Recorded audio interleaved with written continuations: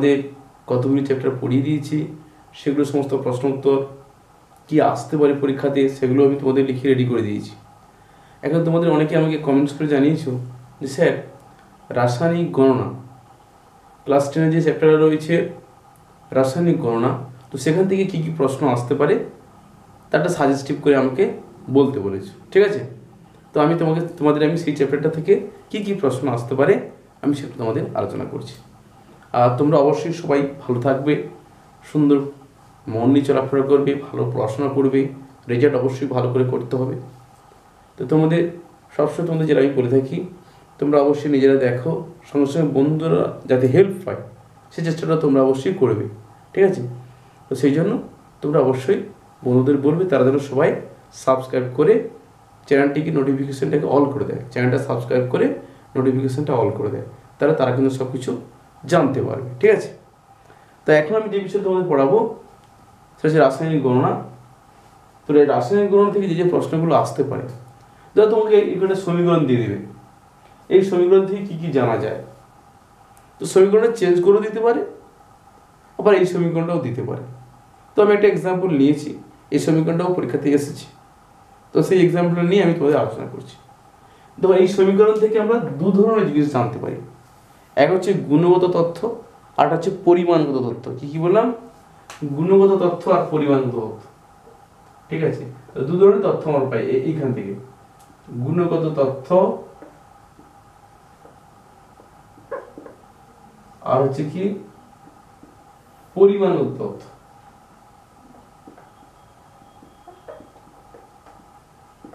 পরিমাণগত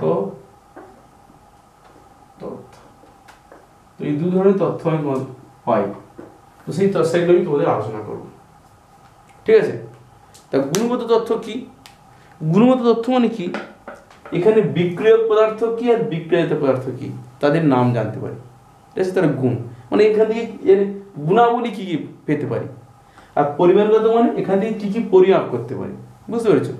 গুণগত মানে এই সমীকরণ থেকে এর কি গুণ রয়েছে এই সমীকরণে, এই সমীকরণ থেকে গুণগত তথ্য বলতে বিক্রিয়ক পদার্থের নাম, তাদের সংকেত, বিক্রিয়ক পদার্থের এখানে উষ্ণতা লাগছে কি চাপ লাগছে সেসব জিনিসগুলো হচ্ছে গুণগত তথ্য। আর পরিমাণগত তথ্য কি জানবো, এদের এই সমীকরণে যে সমস্ত বিক্রিয়ক পদার্থ রয়েছে তার অণুর সংখ্যা, পরমাণুর সংখ্যা, তার ভর, আয়তন, এগুলো জানতে পারি। খুব সহজ কিন্তু, হ্যাঁ, যে কোনো সমীকরণ দিলে তোমরা কিন্তু পারবে। তো এখানে আমি কি বলবো, এখানে তাহলে এই 1 নম্বর বলবো, তো বিক্রিয়ক পদার্থ হচ্ছে হাইড্রোজেন ও অক্সিজেন, তাহলে এটা জানা যাবে। তাহলে এখানে কি জানবো, বিক্রিয়ক পদার্থ কি বলবো, হাইড্রোজেন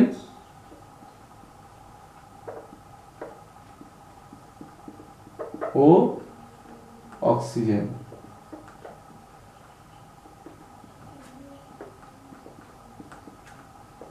আর বিক্রিয়াজাত পদার্থ কি হবে, জল।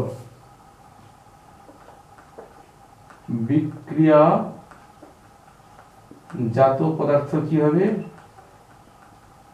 জল। H2O কি হবে, জল। তো এটা জানতে পারলাম, কি জানলাম, জল। ব্র্যাকেটে কি লিখবো, তো এটা জানতে পারলাম। তাহলে কি কি জানলাম, এখন হলো বিক্রিয়ক পদার্থ মানে যেটা হচ্ছে সমান চিহ্নের বাঁ পাশে থাকে, রাসায়নিক এটা সমীকরণের বাঁ পাশে থাকে বিক্রিয়ক পদার্থ আর ডান পাশে কি থাকে, বিক্রিয়াজাত পদার্থ। তো এখানে বিক্রিয়ক পদার্থ কি কি থাকলো, হাইড্রোজেন ও অক্সিজেন জানতে পারলাম, আর বিক্রিয়াজাত পদার্থ কি, জল। তাই এটা আমার একটা এই সমীকরণ, এটা একটা গুণগত তথ্য, এটা জানতে পারলাম। এবার কি জানতে পারবো আমরা না, এই বিক্রিয়ক পদার্থের নাম জানতে পারলাম। আর কি নাম এখানে জানতে পারবো না, এখানে বিক্রিয়ক পদার্থটা কি হবে,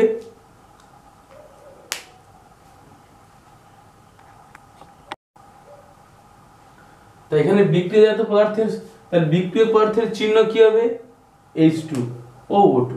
2 নম্বর কি জানবো না, বিক্রিয়ক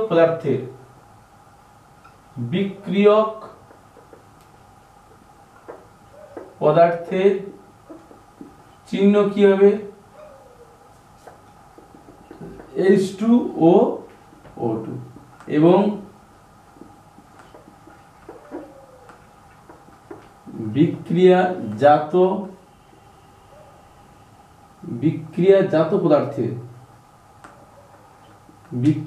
পদার্থের চিহ্ন কি হবে H2O। তাহলে জানতে পারলাম, তাহলে বিক্রিয়ক পদার্থের চিহ্ন জানলাম, বিক্রিয়াজাত পদার্থের চিহ্নও আমরা জানতে পারলাম।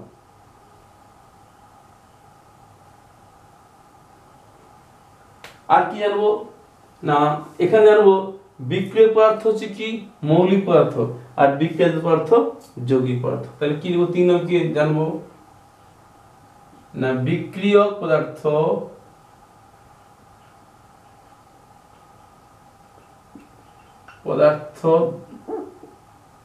তাহলে বিক্রিয়ক পদার্থ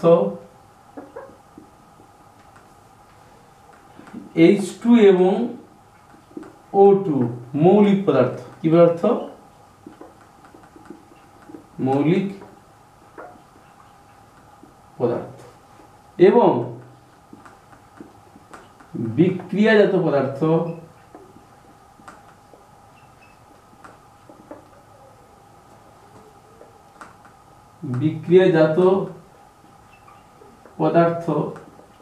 H2O কি পদার্থ? যৌগিক পদার্থ।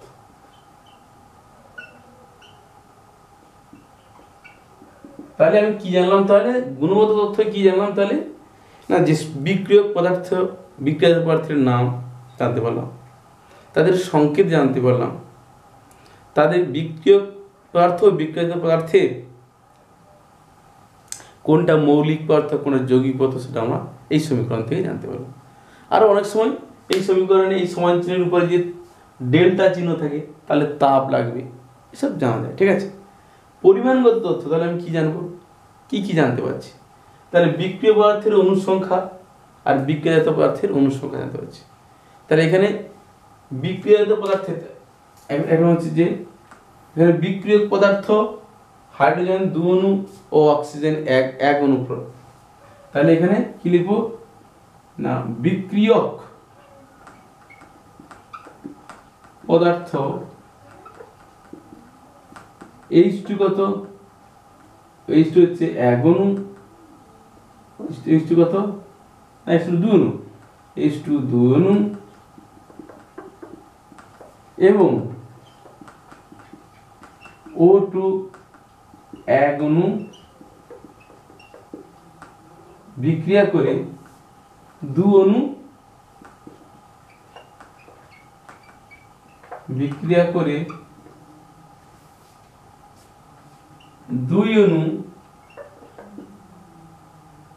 H2O মানে জল উৎপন্ন করে। হ্যাঁ, তাহলে 2 অণু H2O উৎপন্ন করে, এটা জানতে পারলাম। 2 নম্বর কি জানতে পারবো, 2 নম্বর কি জানতে পারবো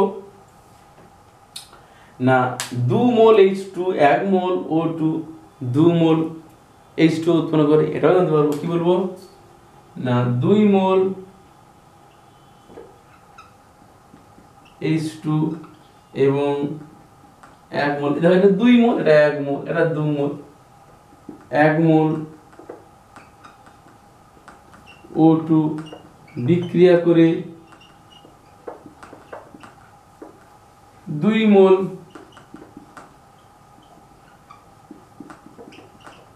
H2O উৎপন্ন করে। ঠিক আছে, আরো কি জানতে পারি,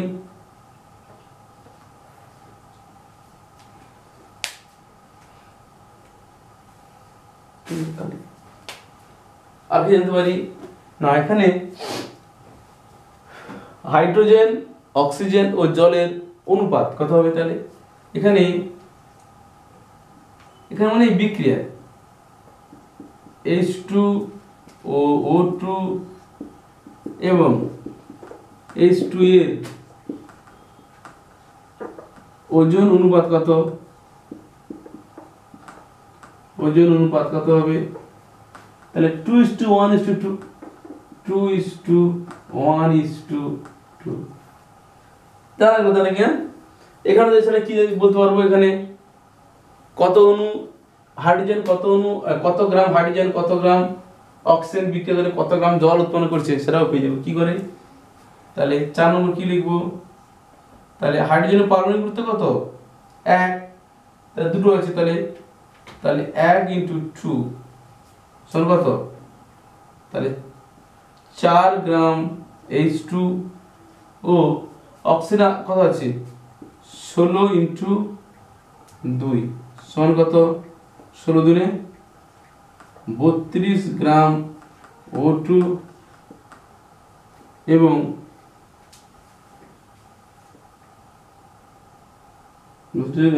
O2 বিক্রিয়া করে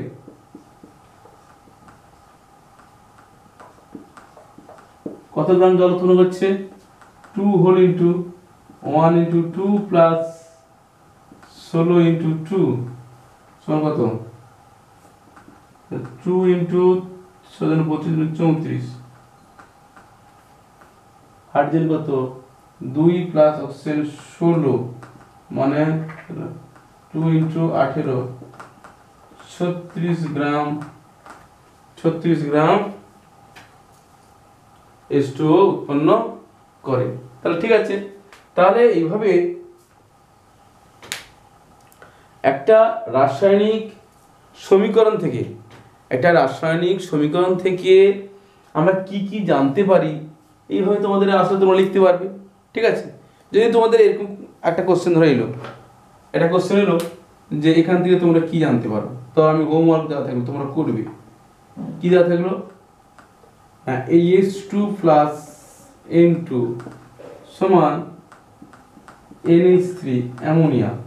ঠিক আছে, তাহলে এখানে যদি দেই 3 আর এখানে দিলাম 2, দেখো প্লাস হয়ে গেছে। এই সমীকরণ দিয়ে কি কি জানা যায়? সমীকরণ থেকে কি কি জানা যায় তোমরা করতে পারবে। হ্যাঁ, কি কি লিখবো? 3 গ্রাম 3 অণু হাইড্রোজেন, 1 অণু অক্সিজেন, 2 অণু অ্যামোনিয়া উৎপন্ন করে, এভাবে সব করবে। হ্যাঁ, সহজ কিন্তু এইভাবে এর গুণগত তথ্যটাকে, পরিমাণগত তথ্যটাকে তোমরা কিন্তু এটা করতে পারবে। ঠিক আছে,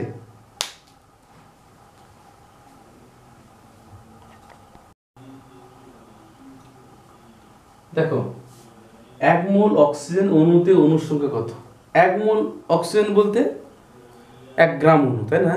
তো 1 গ্রাম অণু অক্সিজেন অণুর সংখ্যা কত হয়? অ্যাভোগাড্রোর সংখ্যা, তাই না?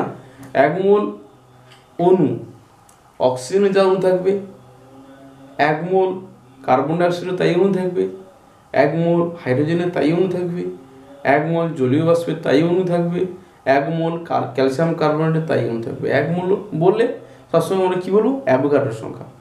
তাহলে এর অণুর সংখ্যা তাহলে কত হবে? উত্তর তাহলে আমরা কি লিখবো? উত্তর কত লিখবো? 6.022 × 10⁻23 T। মোল আয়তন কি না এসটিপি তে বা এনটিপি তে, তাহলে এসটিপি তে বা এসটি কোন স্ট্যান্ডার্ড টেম্পারেচার এন্ড প্রেসার, প্রমাণ চাপ ও তাপমাত্রায়।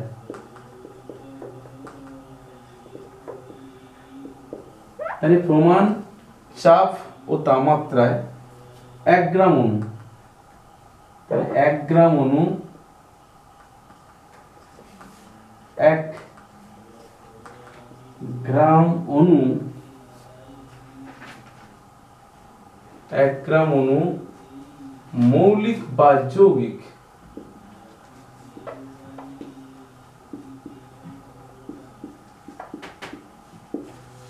তাহলে এসটিপিতে বা প্রমাণ তাপমাত্রায় 1 গ্রাম অণু মৌলিক বা যৌগিক গ্যাসের আয়তনকে কি বলা হবে? তার মোল আয়তন।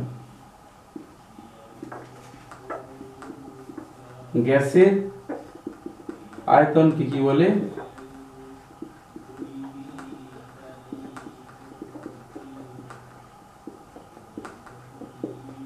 মোলার আয়তন। তাহলে কি বলছি, এসটিপিতে বা প্রমাণ চাপ ও তাপমাত্রায় 1 গ্রাম অণু মৌলিক বা যৌগিক গ্যাসের আয়তন কি বলা হচ্ছে, মোল আয়তন, এবং এদের প্রত্যেকের আয়তন কি হয়, সমান। ঠিক আছে, মৌলিক বা যৌগিক যা হতে পারে। হ্যাঁ, এসটিপিতে 1 মোল গ্যাসের আয়তন কত, এর উত্তর কত হবে, 22.4 লিটার। তারপর বলেছে প্রমাণ তাপমাত্রায় 11 গ্রাম কার্বন ডাইঅক্সাইডের আয়তন কত।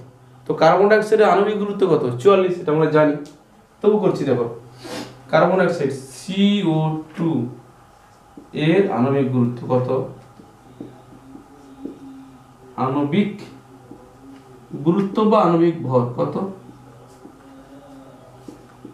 CO2 কার্বন তাহলে 12 গুণিতক 1 প্লাস অক্সিজেন 16 গুণিতক 2। দেখো কার্বন একটা আছে ওই জন্য 12 গুণিতক 1, পারমাণবিক গুরুত্ব 12 ওই জন্য 12, একটা আছে বলে 1, অক্সিজেনের পারমাণবিক গুরুত্ব 16, কটা অক্সিজেন এখানে রয়েছে, দুটো, তাহলে 16 গুণিতক 2, তার সমান কত হবে, যোগ করলে কত হবে, 44। তাহলে 11 গ্রাম কার্বন ডাইঅক্সাইড সমান কত মোল কার্বন ডাইঅক্সাইড সেটা বের করি। তাহলে এখানে মোল সংখ্যা কি বের করব, মোল সংখ্যা, তাহলে কত হবে না, 11/44 কত হচ্ছে, 11 4 44, 1 4 মোল। আচ্ছা, তাহলে 1 মোল যে কোনো গ্যাসের আয়তন কত, 22.4 লিটার। তাহলে এত মোলের আয়তন কত হবে, এর সঙ্গে এটা গুণ করতে হবে, তাই না। 1 মোলের আয়তন কত, 22.4 লিটার, তাহলে এত মোলের আয়তন কত হবে, এর সঙ্গে কি হতে হবে, গুণ করতে হবে। তাহলে আমরা কি বলবো, তাহলে 11 গ্রাম CO2 এর তাহলে আয়তন কত হবে, কত লিখবো আমরা, 1/4 গুণিতক 22.4 এত লিটার। কাটাকাটি করো, 4 5 20 বাই 4 6 24, 5.6 লিটার। দেখো এই প্রশ্নগুলো কিন্তু পরীক্ষাতে আসবে, তোমরা ভালো করে দেখো, কিন্তু এগুলো অবশ্যই, এই প্রশ্নগুলো কিন্তু পরীক্ষাতে অবশ্যই আসবে, একদম মন দিয়ে করো, ঠিক আছে।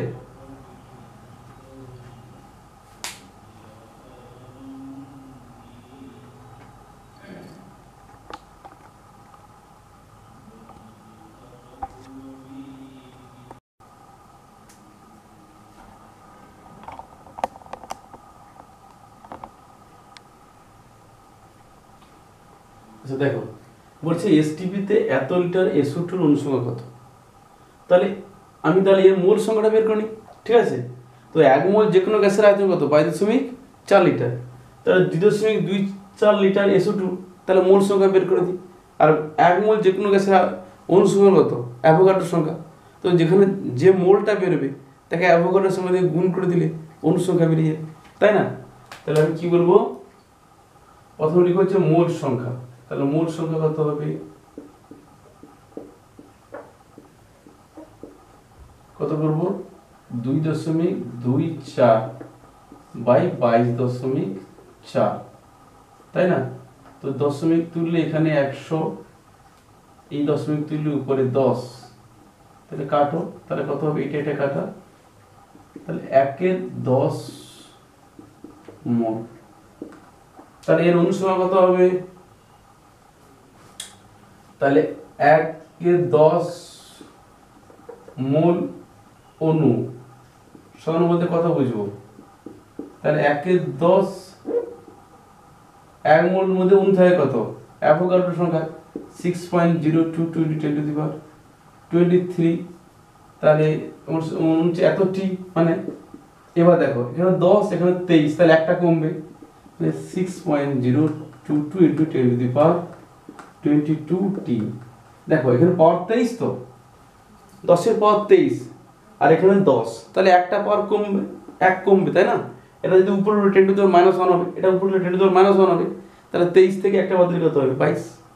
তাহলে আমি কি বলবো, তাহলে এত লিটার 2.24 লিটার SO2 এর অনুসংখ্যা কত হবে,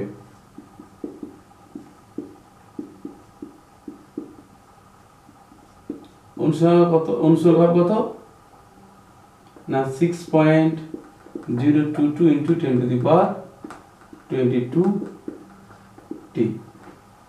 একই দেখো, একই জিনিসে এত গ্রাম জলে অণুর সংখ্যা কত, তাহলে এত গ্রাম জল বলতে এর মোল সংখ্যা বের করে নেবো। তা মোল সংখ্যা বেরিয়ে গেলে আমরা করে ফেলতে পারবো। তা জলের আণবিক গুরুত্ব কত, H2 একটা জল, তো এর আণবিক গুরুত্ব কত,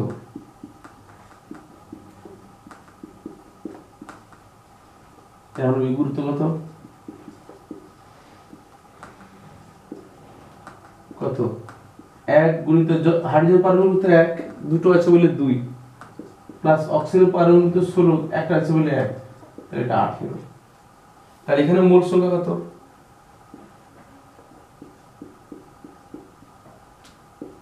কত হবে, এটা 1, এতে ওজন তোমার 1.8 গ্রাম আছে, তাকে আণবিক গুরুত্ব দিয়ে ভাগ করবো এটা, তাহলে কত হবে, দশমিক তুললে এই যে দশমিকটা আছে, এইখানে যে দশমিকটা আছে এটা যদি তুলতে চাই তাহলে এখানে 10 হবে, তাহলে 18 কাটা, মানে 1/10 মোল। তাহলে 1/10 মোল মানে সেম উত্তর হবে এইটা।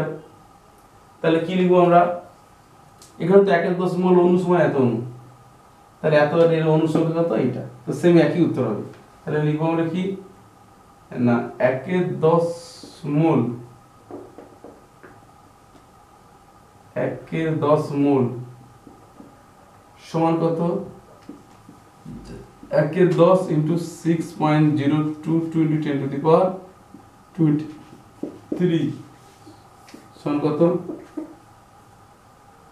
1/10 মোল সমান এতটি অণু সমান কত 6.022 ইন্টু 10^22 টি অণু। তাহলে এখানে আমি কি লিখবো না 1.8 গ্রাম জলের অণুর সংখ্যা কত হবে, তাহলে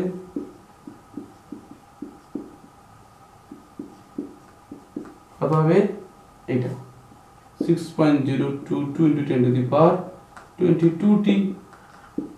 দেখো এগুলো সব পরীক্ষাতে এসছে, মানে এগুলো আসার সম্ভাবনা খুব বেশি, ঠিক আছে, ভালো করে দেখো কিন্তু। এবার বলছে এসটিবিতে ভি লিটার N2 গ্যাসের অণুর সংখ্যা এত, ঠিক আছে। দেখো এখানে অণুর সংখ্যা যেটা দেওয়া আছে এটা অ্যাভোগাড্রোর সংখ্যা দেওয়া আছে, তার মানে এটা আমার নিশ্চয়ই মোলার আয়তন হবে। বলছে 2V লিটার সালফার ডাইঅক্সাইড, দেখো এটা মৌলিক গ্যাস, এটা যৌগিক গ্যাস, তার অণুর সংখ্যা কত হবে। দেখো প্রথম হচ্ছে আসি মোলার আয়তন। মোলার আয়তনে কি বলেছে যে এসটিবিতে তুমি মৌলিক গ্যাস নাও আর যৌগিক গ্যাস যাই নাও না কেন, প্রত্যেকের আয়তন কিন্তু সমান। তো এবং আয়তন যদি সমান হয় তাহলে তার অণুর সংখ্যাও কিন্তু সমান, এটা কিন্তু বলেছে। অ্যাভোগাড্রো বলেছে যে যদি উষ্ণতা এবং চাপ যদি সমান হয় এবং আয়তন যদি সমান হয় তাহলে তিনটে কোয়ান্টিটি, না উষ্ণতা, চাপ এবং আয়তন যদি তিনটে কোয়ান্টিটি সমান হয় এক বা একাধিক গ্যাসের, তাহলে তাদের অণুর সংখ্যা কিন্তু সমান হবে। দেখো এখানে দেখো নাইট্রোজেন গ্যাসটাও এসটিপিতে আছে আর সালফার ডাইঅক্সাইড গ্যাসটাও কিন্তু এসটিপিতে আছে। তার মানে কি দাঁড়াচ্ছে, যদি এর দুজনের আয়তন সমান হয় তাহলে এদের অণুর সংখ্যাও কিন্তু সমান হবে। কিন্তু এর ভি আয়তনের মধ্যে এত অণু আছে, তার 2V আয়তনের মধ্যে কত আছে 2 গুণিতক এইটা, তাহলে এরও 2V আয়তনের মধ্যে এই অণু থাকবে।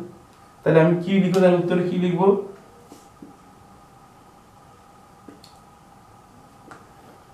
N2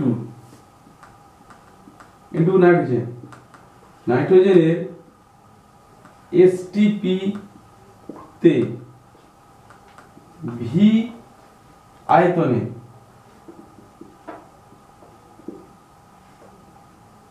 অণু আছে কত, অণু আছে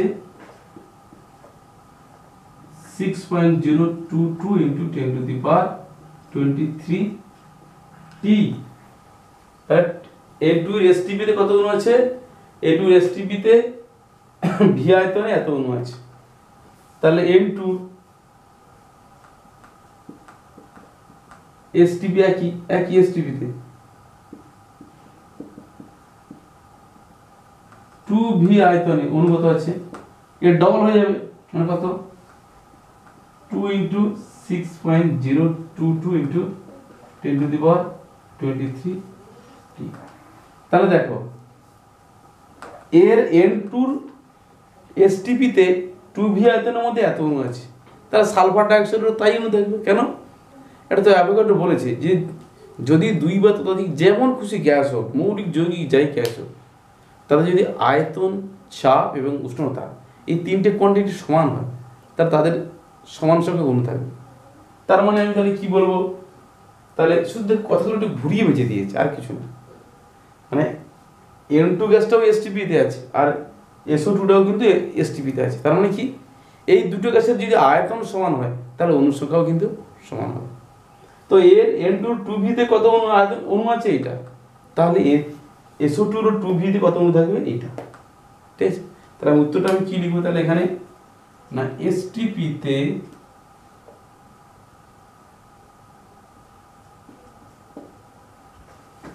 এসটিপিতে 2V আয়তন SO2-তে অণু আছে কত আছে এইটা, এটা গুণ করে দিলে কত আসবে না 2 2 4 2 0 0 2 6 12.044 কিন্তু 10 টু দি পাওয়ার 23 টি। অথবা এটাকে আরো লিখতে পারো 1.2044 ইন্টু 10 টু দি পাওয়ার 24 টি। আসলে বুঝতে পেরেছো? হ্যাঁ, জাস্ট কথাগুলো ঘুরিয়ে দিয়েছি। সবসময় মনে রাখবে এসটিপিতে আছে মানে কি, এসটিপিতে নাইট্রোজেন গ্যাসের মধ্যে যা অণু থাকবে, হাইড্রোজেন গ্যাসের তাই অণু থাকবে, সালফার ডাইঅক্সাইড তাই থাকবে, জলীয় বাষ্পের মধ্যেও তাই থাকবে। বা তুমি যদি আয়তনটা ডবল করে দাও, এসটিপি রেখেছো, সবগুলোর আয়তন ডবল করে দেবে, তাহলে অণু সংখ্যা ডবল হয়ে যাবে। সেই অনুযায়ী করে দিয়েছি। দেখো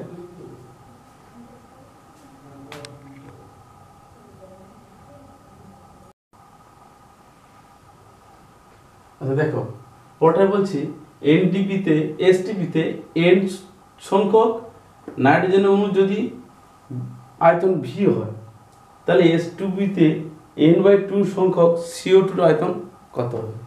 দেখো একদম এক লাইনে করে দেয় সোজা। দেখো STP-তে তুমি যতগুলো গ্যাস নাও না কেন, তাদের আয়তন সমান হবে, অণু সংখ্যাও সমান হবে। তো এখন STP-তে N2 অণু সংখ্যা কত N আর আয়তন কত V, তাহলে STP-তে কার্বন ডাইঅক্সাইডের অণু সংখ্যা হবে N আর আয়তন হবে কত V। তুমি কি করলে, অণুটা যদি অর্ধেক করে দাও তাহলে আয়তনটাও কিন্তু অর্ধেক হয়ে যাবে।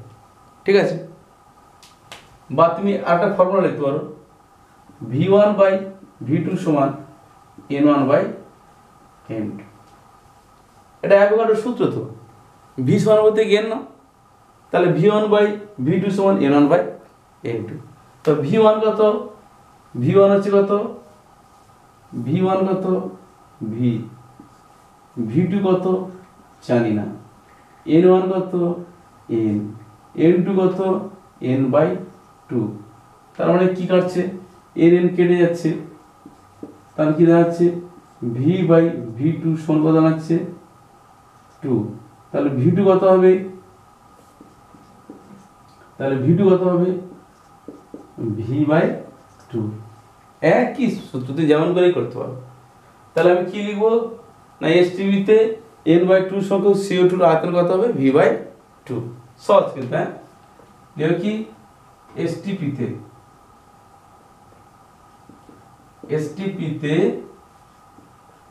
N/2 সংখ্যক CO2 এর আয়তন কত হবে, এর আয়তন হবে কত হবে V/2। এত কি লিটার। দেখো STP-তে যদি N/2 N2 হতো, তারও আয়তন হতো V/2 লিটার হতো। STP-তে N/2 সংখ্যক তুমি জলীয় বাষ্প নিলে তারও আয়তন V/2 হবে। STP-তে n/2 সংখ্যক যদি অ্যামোনিয়া নাও তারও আয়তন হবে v/2 লিটার।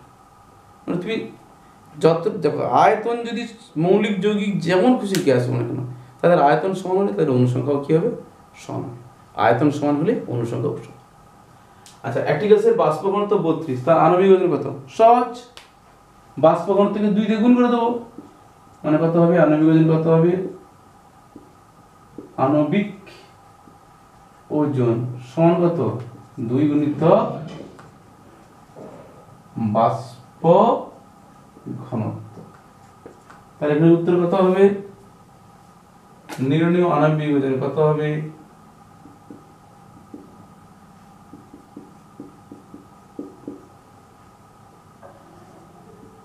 কত হবে? তাহলে 2 গুণিত 32, বাষ্প ঘনত্ব 25, কত? 64। এখানে বলেছে কার্বন যুক্ত গ্যাসীয় পদার্থের বাষ্প ঘনত্ব 13, তার আণবিক সংকেত কোনটা নিচের কোনটা হবে? তাহলে বাষ্প ঘনত্ব যদি 13 হয় তাহলে এখানে আণবিক ওজনটা আগে বের করবি। তাহলে আণবিক ওজন কত হবে?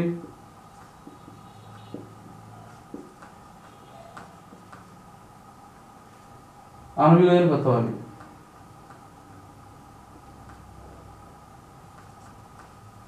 আগে বের করে এটা মতো। তাহলে 2 গুণিত বাষ্প ঘনত্ব, তাহলে 2 × 13 সমান কত? 26। এবার দেখো কার আণবিক ঘনত্ব 26, এর আণবিক ঘনত্ব কত নির্ণয় করো। 12 × 1 + 16 × 2 মানে কত? 44। এটা হবে না। এর কত হবে? কার্বনের তো 12, তাহলে 12 × 2 প্লাস হাইড্রোজেন 1 গুণিত 4 মানে কত? 24 + 4 মানে 28। তাহলে এটাও হবে না, এটাও হবে না। এটা কত হবে? 12 × 2 প্লাস হাইড্রোজেনের 1 × 6 মানে কত? 24 + 6 মানে 30। তাহলে এটাও হবে না। এটা কত? 12 × 2 প্লাস 1 × 2 মানে কত? 24 + 2 মানে 26। তাহলে আমার ডি দাগের উত্তরটাই ঠিক, তাই না? তাহলে এখানে বাষ্প ঘনত্ব দিয়েছে আমরা তার আণবিক ওজন পেয়ে গেছি। এবার এদের তো সব ইয়ে দেওয়া আছে, অণুর গঠন দেওয়া আছে, তাই না? তো সেই আমি অণু থেকে এখানে আমি তাদের আণবিক গুরুত্বটা বের করে নিলাম। তো এই 1 মোল সমস্ত পদার্থের আণবিক গুরুত্বগুলো বের করে নিলে কার সঙ্গে সমান হচ্ছে দেখে নিলাম যে 26, এটাও 26, মানে এর আণবিক গুরুত্ব 26। তাহলে উত্তর এইটা। তাহলে এরই সংকেত ওই নিচের কোন নিচের সংকেতের নিচের কোনটি হবে? বাষ্প ঘনত্ব দেওয়া হলে তার আণবিক সংকেত নিচের কোনটা হবে? এইটা আণবিক সংকেত এইটা হবে। সহজ, বুঝতে পেরেছি। এবার বলেছে ক্যালসিয়াম কার্বনের সঙ্গে HCl বিক্রিয়া ক্যালসিয়াম ক্লোরাইড উৎপন্ন হয়, কার্বন ডাইঅক্সাইড উৎপন্ন হয়, জল উৎপন্ন হয়। তো যদি 50 গ্রাম ক্যালসিয়াম কার্বনেট নেওয়া হয়, সেখান থেকে যদি 55.5 গ্রাম ক্যালসিয়াম ক্লোরাইড পাওয়া যায়, 22 গ্রাম কার্বন ডাইঅক্সাইড পাওয়া যায়, 9 গ্রাম জল উৎপন্ন হয়, সেক্ষেত্রে কত গ্রাম HCl প্রয়োজন হবে? যে HClটা প্রয়োজন হবে তার মোল সংখ্যা কত হবে? দেখো খুব সহজ, একদম খুব সহজ। তাহলে আগে আমি কি করব? আমি সমীকরণ, এই অঙ্কের করার নিয়ম হচ্ছে আগে সঠিক সমীকরণ লিখে তার সমতা বিধান করতে হবে। তারপর যার ওজন দেওয়া থাকবে তার আণবিক গুরুত্ব, আর যার ওজন বের করতে বলবে তারও আণবিক গুরুত্ব বের করবে। মনে রাখবো কী কী বললাম? প্রথম হচ্ছে এটা সঠিক সমীকরণ লিখে সমতা বিধান তাহলে করি। তাহলে ক্যালসিয়াম কার্বনের সঙ্গে HCl এর বিক্রিয়া কি হবে? ক্যালসিয়াম ক্লোরাইড, কার্বন ডাইঅক্সাইড আর জল। দেখো ব্যালেন্স হয়ে আছে না হয়নি? তাহলে এই দ্বিগুণ।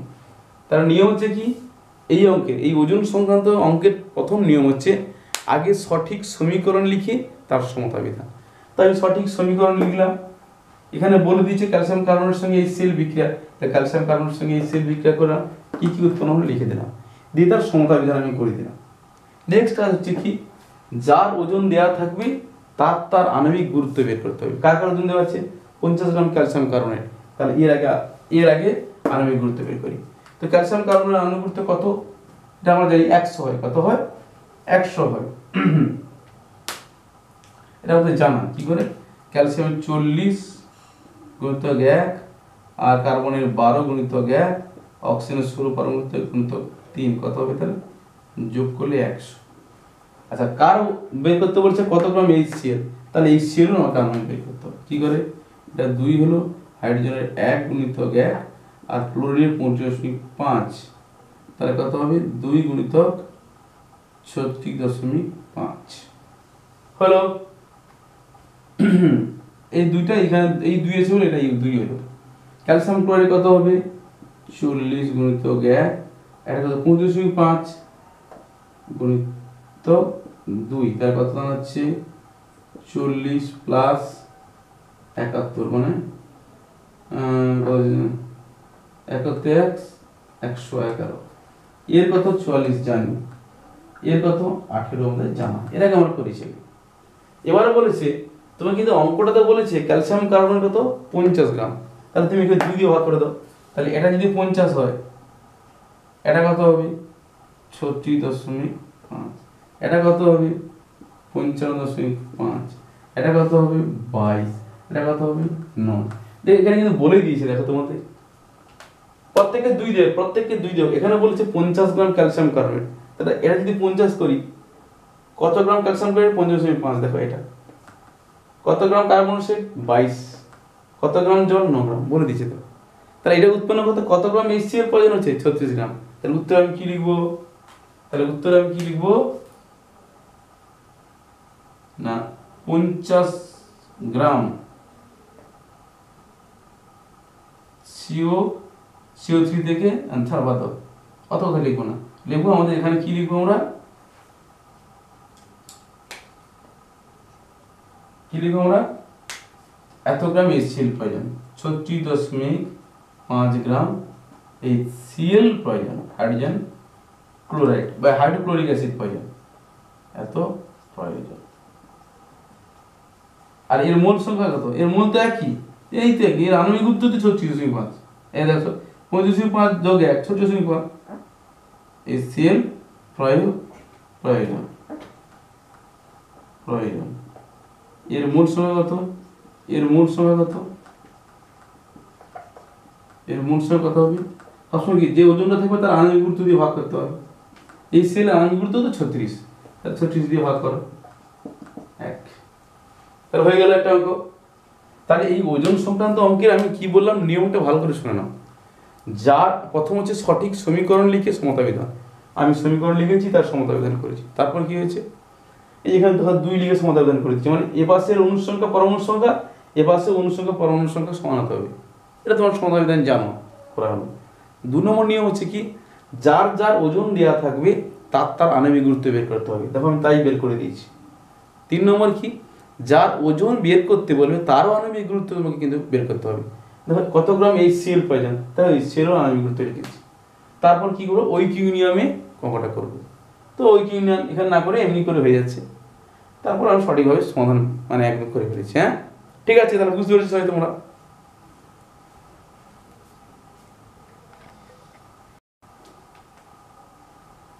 দেখো পরে বলছে ক্যালসিয়াম কার্বনেটে ক্যালসিয়ামের শতকরা পরিমাণ কত, তারপরে আমি কি করব এর আণবিক গুরুত্ব বের করব।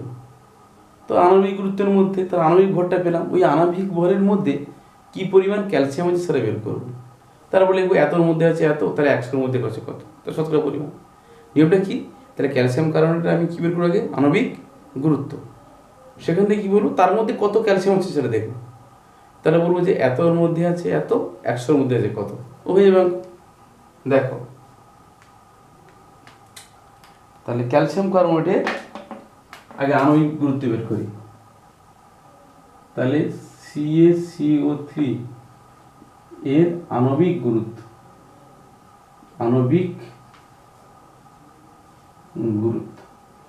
কত হবে, দেখো ক্যালসিয়ামের কত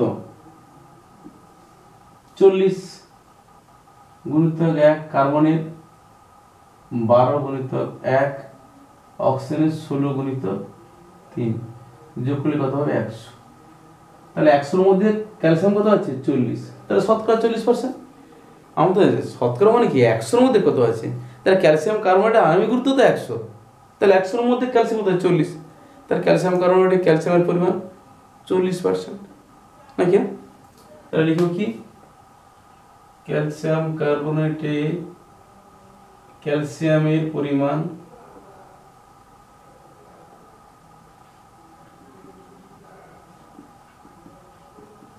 কত পার্সেন্ট? 40% হয়ে গেল। এবার বলছে বাণিজ্যিক জিঙ্কে 35% অশুদ্ধি আছে। এ কথার অর্থ কি গো? মানে তুমি যে জিঙ্কটা নিয়ে এসছো তার যে স্যাম্পেলটা, তার মধ্যে যদি তুমি 100 গ্রাম তুমি জিঙ্ক নাও, তার মধ্যে বিশুদ্ধ জিঙ্ক কত আছে? 35 গ্রাম, তাই তো নাকি? তাই বলছে দেখো, বাণিজ্যিক জিঙ্কে 35% অশুদ্ধি আছে, সরি 35% অশুদ্ধি আছে বলছে। তার মানে কি? বিশুদ্ধ জিঙ্ক কত আছে? 65, তাই তো নাকি? হ্যাঁ, তাহলে জিঙ্কের পরিমাণ আগে লিখে দেবেন। হ্যাঁ, তাহলে জিঙ্কের পরিমাণটা কত আছে? তাহলে 65। একটা বাণিজ্যিক জিঙ্কে 35% অশুদ্ধি আছে, তাহলে জিঙ্কের পরিমাণ কত? 65। মানে 100 গ্রাম স্যাম্পেল হলে অর্থাৎ জিঙ্ক কত আছে? 65 গ্রাম। তাহলে কি লিখব? প্রথমে লিখব কি? জিঙ্কের পরিমাণ কত হবে? 100 বিয়োগ 35 এত পার্সেন্ট, মানে কত? 65%। তাহলে আমার কি আছে? জিঙ্ক আছে। তাহলে জিঙ্কের পরিমাণ কত? 65%। মানে 100 গ্রাম কোনো স্যাম্পেল নিলে তাতে জিঙ্ক কত হচ্ছে? 65 গ্রাম। তুমি স্যাম্পেল নিয়েছো কত? 50 গ্রাম স্যাম্পেল নিয়েছো, ঠিক আছে? তাহলে সেই 50, তাহলে 50 গ্রাম স্যাম্পেলের মধ্যে তাহলে জিঙ্ক কত আছে? তাহলে আমি কি লিখবো? তাহলে এখানে লিখবো যে 50 গ্রামে 50 গ্রাম, এই 50 গ্রাম, তাহলে 50 গ্রাম অশুদ্ধিতে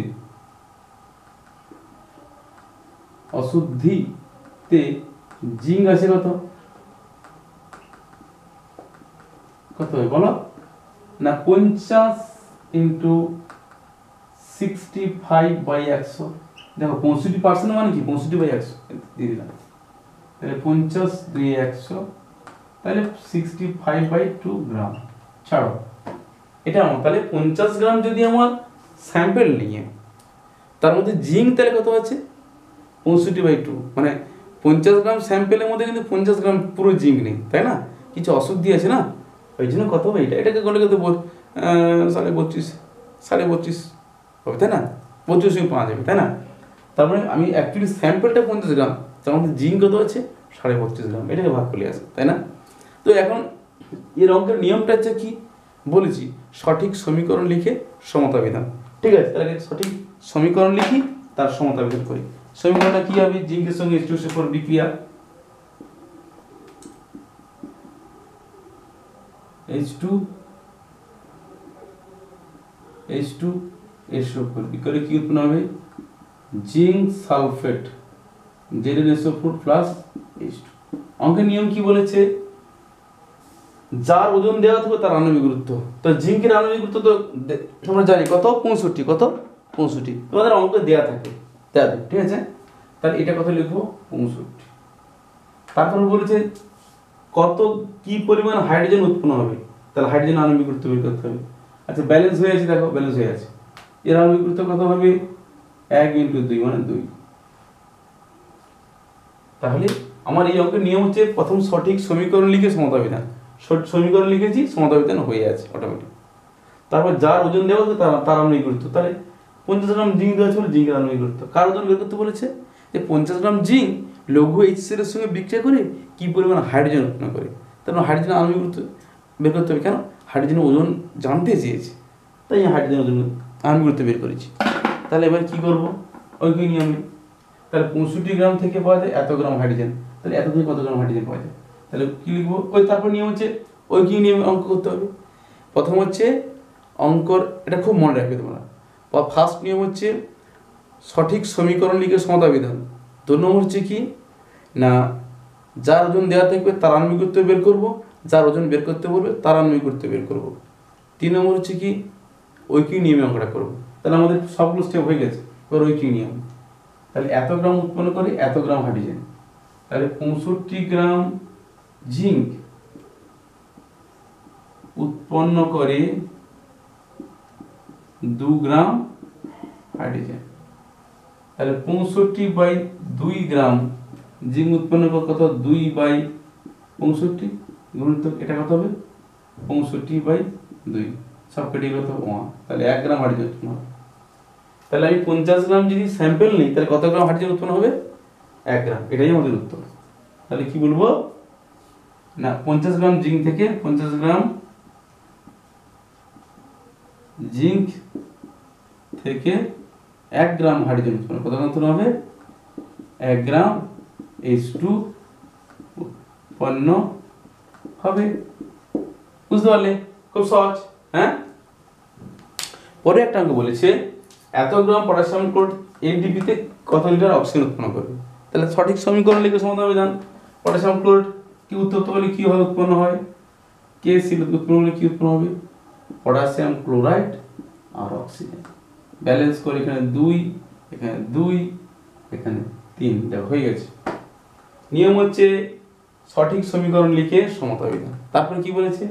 যার ওজন দেওয়া থাকবে তার আণবিক গুরুত্ব। তাহলে এর আণবিক গুরুত্ব বের করব, কত হবে না এর আণবিক গুরুত্ব বের করি। 2 পটাশিয়ামের কত 39, 39 গুণিত 1, একটা আছে বলে 1। তারপর হচ্ছে পটাশিয়াম ক্লোরাইড ClO3 ক্লোরিন কত 15.5 গুণিত একটা আছে বলে 1। তারপর অক্সিজেন 16 × 3, তাহলে কত হবে এটা 2 গুণিত 122.5। দেখো এটা হবে তাই না? তারপর কি হচ্ছে এখানে কত লিটার অক্সিজেন, তাহলে অক্সিজেনটা বের করি। তাহলে অক্সিজেন 3 × 16 × 2, ব্যাস আমরা কত হবে 96। বলছি তাহলে এটা কত 245 গুণ করে দেখো 2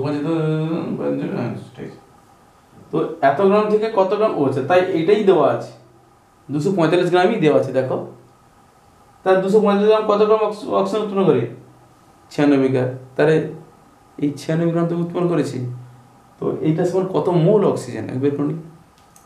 তাহলে আমি কি লিখবো না 245 গ্রাম KClO3 96 গ্রাম O2 উৎপন্ন করে। এবার মোল সংখ্যা কত বের করি, মোল সংখ্যা কত হবে তাহলে 96 বাই অক্সিজেন আণবিক গুরুত্ব 32, 32 3 × 96 3 মোল। তাহলে এর আয়তন কত হবে? 1 মোল আয়তন 22.4 লিটার, তাহলে 3 মোলে কত হবে? তার নির্ণেয় আয়তন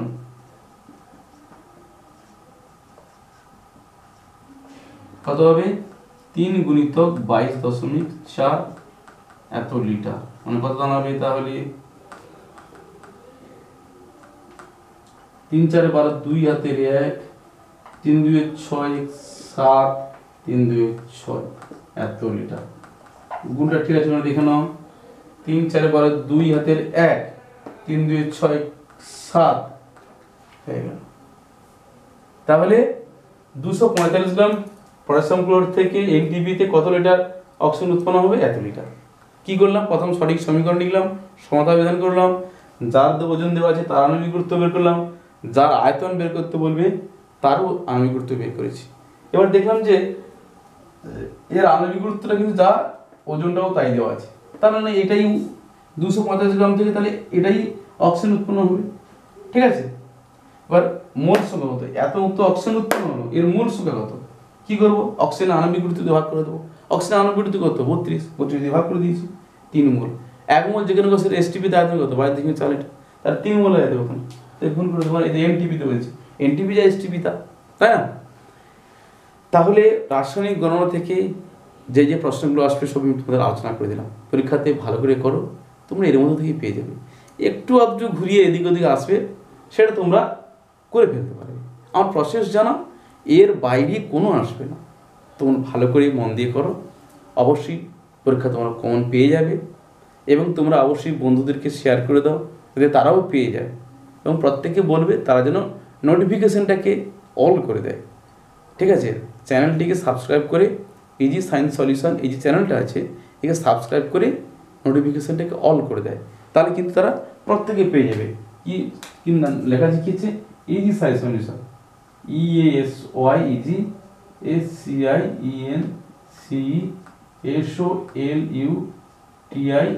SCIENCESOLUTION সলিউশন। এটাকে যেন তারা এই চ্যানেলটাকে তারা তো কী করবে, সাবস্ক্রাইব করে নোটিফিকেশানটা অল করে দিবে, তাহলে তোমরা কিন্তু প্রত্যেকে দেখতে পাবে, বন্ধুরাও পেয়ে যাবে, তাহলে সবাই আমার সঙ্গে পরীক্ষাতে সমানভাবে প্রস্তুতি নিতে পারবে। ভালো থাকবে, সুস্থ থাকবে, পরবর্তী ক্লাসে তোমাদের সঙ্গে আমার দেখা হবে। খুব মন দিয়ে পড়ো, পরীক্ষার জন্য কোনো ভয় নিও না, আমি পরীক্ষায় যা যা প্রশ্ন আসবে সব তোমাদের রেডি করে দেবো।